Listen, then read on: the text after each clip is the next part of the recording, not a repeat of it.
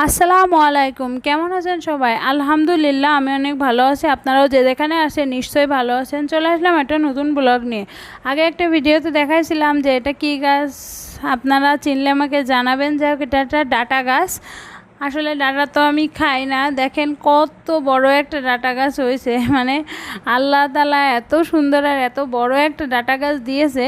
এখন আমি এই ডাটা গাছ দেখে ভাবছি এই ডাটা গাছটা আমি কি করব। এত বড় ডাটা আমরা দুইজনের একজনও কেউ খায় না, তাহলে এই ডাটাটা আমি কি করব এখন? এত বড় একটা ডাটা গাছ, আর যেহেতু বিষমুক্ত ডাটা খাই না, তবুও খেতে ইচ্ছা করলেও খেতে পাচ্ছি না। মানে টোটালি খাই না ডাটা। আপনারা কমেন্ট করে জানাবেন কিন্তু যে আমার এটা কি করা উচিত। দেখেন এই পাশে দেখি আরেকটা ছোটো ডাটা গাছ হয়েছে। কেন রে ভাই, ডাটা গাছ নয় অন্য গাছ হইতে পারতিস, তাইলে তো খাতে পারতাম। ভেন্ডি গাছ হতে পারতিস, তা না, হয়েছে সব ডাটা গাছ।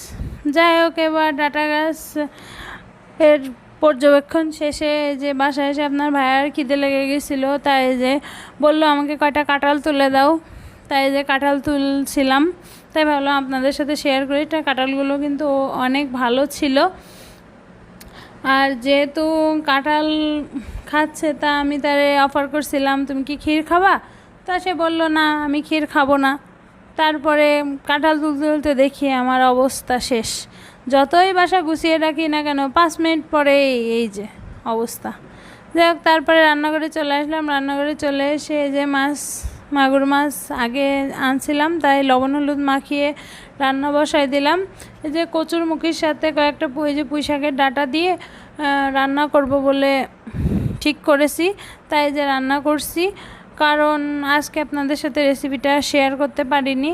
আসলে কচুরমুখী কিছুটা পচে গেছিলো, যে কারণে অল্প হয়ে যাওয়াতে কিছু পুঁই শাক দিয়ে দিছিলাম। আর এই যে কুমড়ার বড়ি, কে কে এগুলো পছন্দ করেন বলেন তো? আমি কিন্তু ব্যক্তিগতভাবে খুবই পছন্দ করি। আমি না, আপনার ভাইয়াও খুব পছন্দ করে। কুমড়োর বড়ির যে স্বাদ, সেটা শীতকালে বেশি ভালো লাগে খেতে। কিন্তু যেহেতু বাসায় ছিল, তা ভাবলাম কুমড়োর বড়ি রান্না করি। সেজন্যই আর কি কুমড়োর বড়ি কটা নিয়ে এই তেলে নিয়ে নেড়ে নিচ্ছি, লাল লাল করে ভেজে নেবো। তাই ভাবলাম আপনাদের সাথে শেয়ার করি। অনেকে আছে পেঁপে দিয়ে বড়ি দেয় বা বিভিন্নভাবে বড়ি দেয়, মশলা বড়ি দেয়, কিন্তু এটা পিওর কুমড়োর বড়ি। এটা খেতে কিন্তু অত্যন্ত স্বাদ লাগে। আর তারপরে এই যে বেগুন দেখতে পাচ্ছেন রান্না করছি, এই বেগুনের ভিতরেই কিন্তু আমি কুমড়োর বড়িগুলো দেব। বেগুনের সাথে কুমড়ো বড়ি দিয়ে খেতে কিন্তু অনেক ভালো লাগে। কিছু কিছু তরকারি আছে যে কুমড়োর বড়ির সাথে খুব ভালো লাগে। আপনারা কে কে কুমড়োর বড়ি পছন্দ করেন কমেন্ট করে জানাবেন কিন্তু। এই যে লাল লাল কুমড়োর বড়ি মাছ দেওয়ার পরে এই যে কুমড়োর বড়িগুলো দিয়ে দিয়েছি বেগুনের ভিতরে। জাস্ট নামানোর কয়েক মিনিট আগে দিলেই হয়, তখনই নরম হয়ে যায়। অতিরিক্ত আগে দিলে তো আবার গলে যাবে।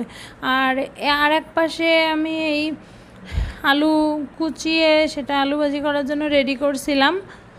কারণ ভাবলাম একটা কুমড়োর বড়ি দিয়ে তরকারি রান্না করলে তো, বেগুন রান্না করলে তো শুধু হবে না, তাই আর কি আলু ভাজি করে নিচ্ছিলাম যাতে সকালের খাবারটাও হয়ে যায়, সেজন্যই।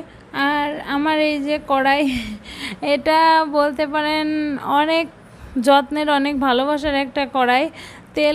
তেলে ভাজি কড়াই, কালো এখনও পুরোপুরি হয়নি, হয়তো হয়ে যাবে ইনশাআল্লাহ। তাহলে আজকের মতো বিদায় নিচ্ছি আপনাদের কাছে। আল্লাহ হাফেজ।